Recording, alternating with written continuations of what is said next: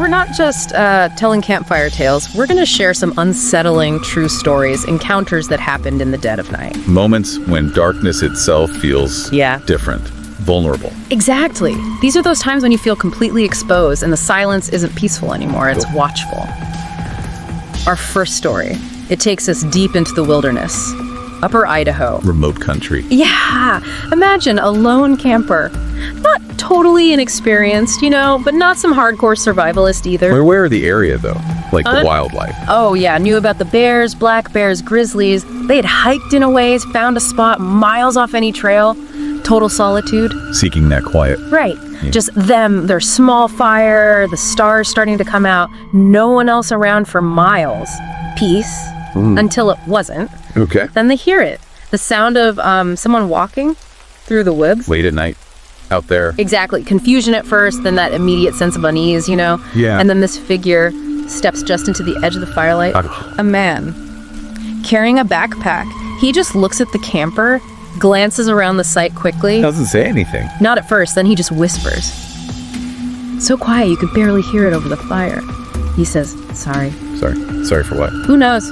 That was it. He just turned around and vanished back into the darkness he came from. That is incredibly strange. Just an apology and gone. Left the camper feeling really weirded out. Something felt wrong, but there was no obvious threat, right? So they tried to just let it go. Hard to do, I imagine. For sure. Hours pass, the sky clouds over, and then the silence is broken again. But this time, it's different. Why so? It's the sound of running, fast. Panicked footsteps crashing through the underbrush, coming from the same direction. No. The same guy. The same guy. He bursts back into the firelight, but he looks rough. Beard's scruffier, hair looks oily, dirt on his face. And his eyes. Wide. Absolutely wide with fear. Pure terror. Yeah, something definitely happened out there. He's gasping, looking around like a cornered animal, and then he starts asking these questions really fast, really unsettling. Like what? You're camping here right now. Why? Like accusatory almost.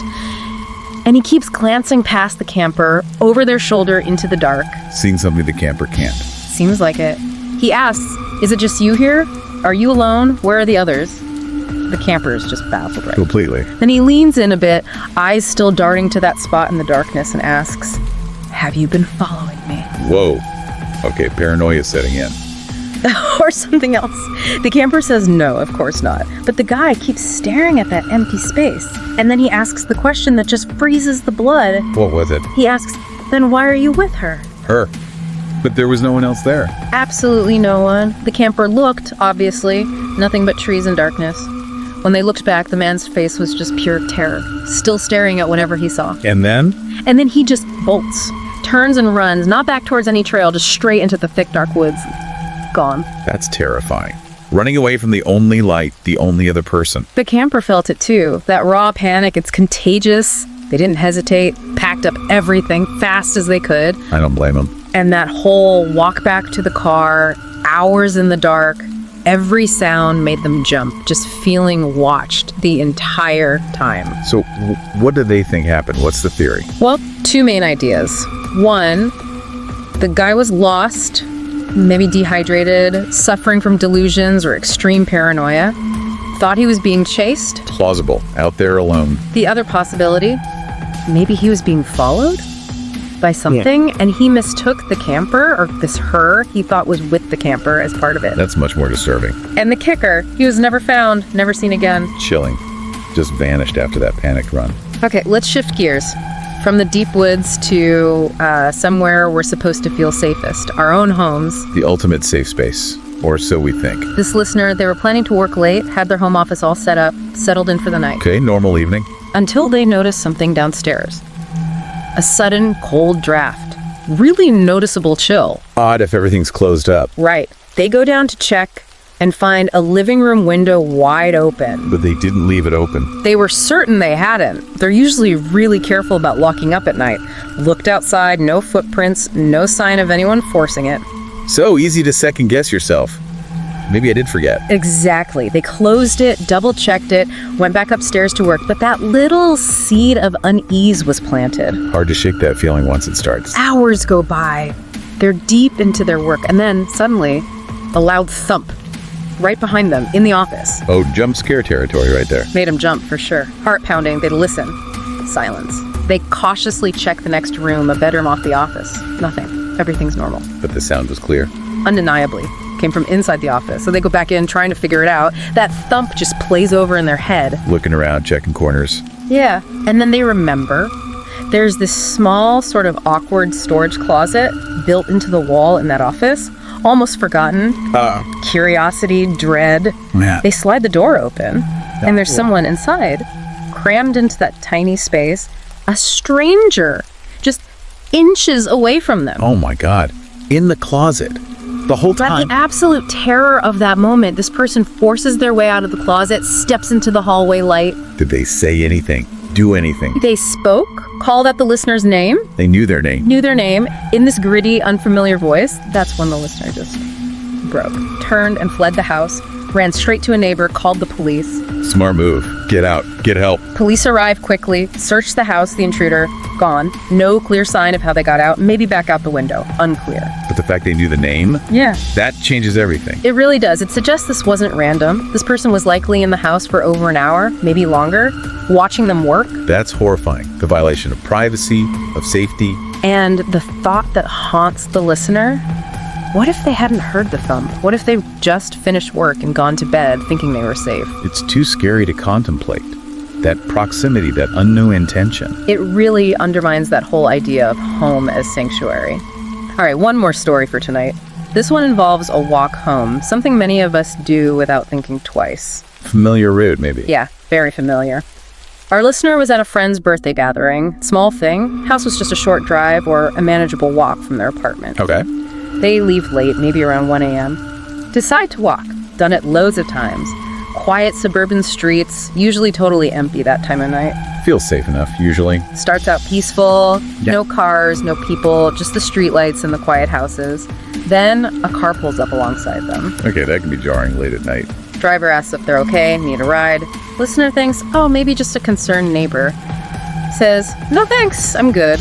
And the car drives off. Initial thought, maybe someone being nice. Right. But then, maybe 5 minutes later, they see the same car coming back the other way. It slows down, pulls over to the side of the road just ahead of them, and parks. Okay, that's less nice. More weird. Yeah, the friendly vibe is gone. Now it feels watchful, suspicious. Listener keeps walking, very aware of this parked car now. Pulse probably starting to pick up a bit. Definitely. They keep glancing back. Car doesn't move. Then they round a corner, and there it is again. Same car. A third time. Third time, but this time it's parked right in the middle of the road, blocking their path forward. Okay, that's overtly threatening now. No question. Absolutely. Now, the listener has a choice. The road ahead is blocked by the car. To their side is an entrance to a park. A park at night. Probably unlit. Exactly. Yeah. An unlit path through the park could also get them home, so walk past the blocking car or detour through the dark park. That's a terrifying choice to have to make. Something about the car being parked right there, near the park entrance, it felt like a setup, like the park was the intended trap. Trusting that instinct. Yeah, a gut feeling screamed, don't go into the park. So, heart pounding, they decide to walk past the car on the street. Brave move. Confronting it, almost. As they get level with the driver's side, they glance in. Can't see anyone clearly in the shadows inside, but as they pass the front of the car, they look back towards the park entrance, towards the trees, and they see him, a man, standing just behind the trees, watching them. Ah, chills. He was waiting. Clearly, Yeah. the listener doesn't wait to see what happens next. They just run, full sprint down the street. Adrenaline kicks in. A few seconds later, they hear the car door slam, the engine start. They pull out their phone as they're running, maybe hoping to call someone, or just the light. Did that deter them? It seemed to. The listener heard the car make a U-turn and then just drive away in the opposite direction. Thank goodness, that's incredibly close. They didn't stop running until they were locked inside their apartment, reported it, of course. But with just a vague car description and a voice, unlikely anything would come of it. But the feeling remains. Oh, yeah. The terrifying realization that this was likely an attempted abduction, and that awful what if. What if they had taken the path through the park? It seems like that gut feeling, that intuition about the car's placement might have saved them from something terrible. So 3 stories, different places, different circumstances, but that same thread runs through them, doesn't it? Absolutely. That sudden, terrifying intrusion into moments where you expect solitude or safety at night. The woods, your own home, a familiar street, none of them were truly safe that night, and the people involved. Their motives remain unknown, which is almost as scary. It really highlights our vulnerability in the darkness, and maybe the importance of listening to that little voice, that instinct. In every story, that gut feeling played a role, didn't it? Sensing something was wrong, deciding to flee, choosing one path over another. Crucial moments guided by intuition. So as you go about your night, maybe keep these stories in the back of your mind. A reminder to stay aware, trust your instincts. The darkness can hold more than just shadows. If these stories gave you chills, please do like, share, and subscribe to our channel, Horror Docs. We'll have more unsettling accounts for you soon. Until then, try to sleep well,